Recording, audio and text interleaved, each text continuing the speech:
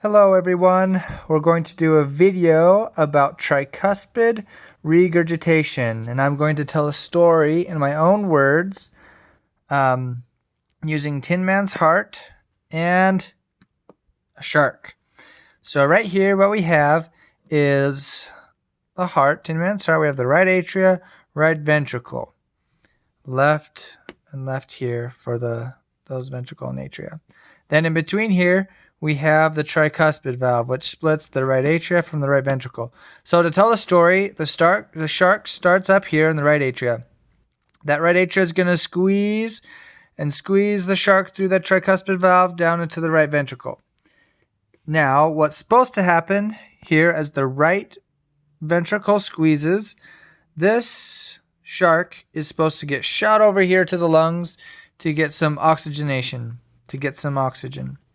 So what's supposed to happen is during that process, this tricuspid valve right here is supposed to close, allowing this shark to go over here.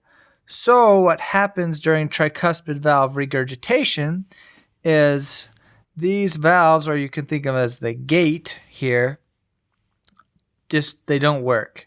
So they're either calcified or they don't function properly. I kind of think of them as a floppy gate, a gate that's not going to close. So when you hear your heart sounds, it's these valves closing. So this would be your S1 as this tricuspid valve close. So what happens during tricuspid valve regurgitation is this right ventricle is going to squeeze and the shark is going to get squeezed right back up the tricuspid valve into the right atria. So that's what happens during regurgitation, hence regurgitation getting brought back up. So as clinicians, where can we listen to this?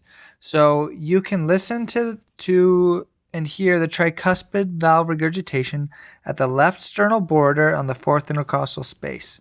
You're also going to hear this during your S1 sound, during the right ventricle systole, as the ventricle squeezing and the shark's getting squeezed back up into the atria.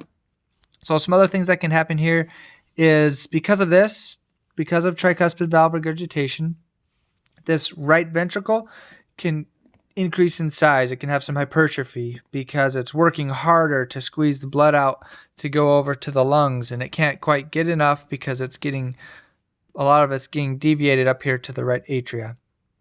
So I hope that was helpful. I hope that you understood the story of the shark and Tin Man's heart. Thanks.